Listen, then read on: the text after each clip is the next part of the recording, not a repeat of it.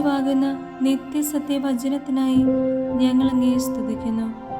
യേശുവേ, അങ്ങയുടെ പരിശുദ്ധാത്മാവിനെ നൽകി അങ്ങയുടെ മാഹാത്മ്യം കാണുവാൻ ഞങ്ങളുടെ ഉൾക്കണ്ണുകളെ തുറക്കണമേ.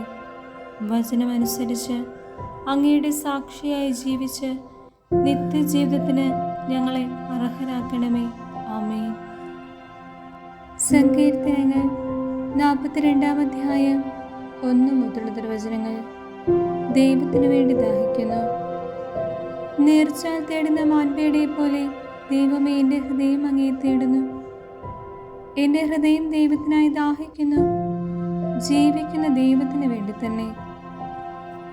എപ്പോഴാണ് എനിക്ക് ദൈവസന്നിധിയിലെത്തി അവിടുത്തെ കാണാൻ കഴിയുക? രാപകൽ കണ്ണീർ എൻ്റെ ഭക്ഷണമായി. എവിടെ നിന്റെ ദൈവമെന്ന് ഓരോരുത്തർ നിരന്തരം എന്നോട് ചോദിച്ചു. ജനക്കൂട്ടത്തോടൊപ്പം ഞാൻ പോയി. ദേവാലയത്തിലേക്ക് ഞാൻ അവരെ ഘോഷയാത്രയെ നയിച്ചു.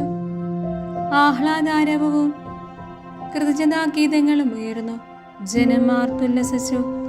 ഹൃദയം പൊട്ടിക്കരയുമ്പോൾ ഞാൻ ഇതെല്ലാം ഓർക്കുന്നു. എൻ്റെ ആത്മാവേ, നീ എന്തിനു വിഷാദിക്കുന്നു? നീ എന്തിനു നെടുവേർപ്പെടുന്നു? ദൈവത്തിൽ പ്രത്യാശ വയ്ക്കുക. എൻ്റെ സഹായവും ദൈവവുമായ അവിടുത്തെ ഞാൻ വീണ്ടും പുകഴ്ത്തും.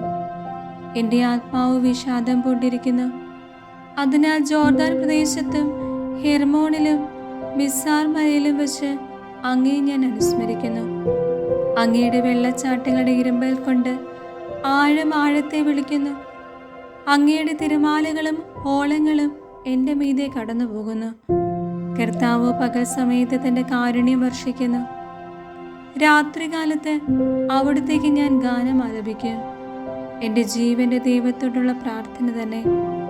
അവിടുന്ന് എന്നെ മറന്നത് എന്തുകൊണ്ട്? ശത്രുവിൻ്റെ പീഡനം മൂലം എനിക്ക് വിലപിക്കേണ്ടി വന്നത് എന്തുകൊണ്ടെന്ന് എൻ്റെ രക്ഷാശിലയായ ദൈവത്തോട് ഞാൻ ചോദിക്കും. നിന്റെ ദൈവം എവിടെയെന്ന് ശത്രുക്കൾ എന്നോട് ചോദിക്കുന്നു. മാരകമായ മുറിവ് പോലെ ആ നിന്ദനം ഞാൻ ഏൽക്കുന്നു. എൻ്റെ ആത്മാവേ, നീ എന്തിനു വിഷാദിക്കുന്നു? നീ എന്തിനു നെടുവേർപ്പെടുന്നു? ദൈവത്തെ പ്രത്യാശ വയ്ക്കുക. എൻ്റെ സഹായവും ദൈവവുമായ അവിടുത്തെ ഞാൻ വീണ്ടും പുകഴ്ത്തും.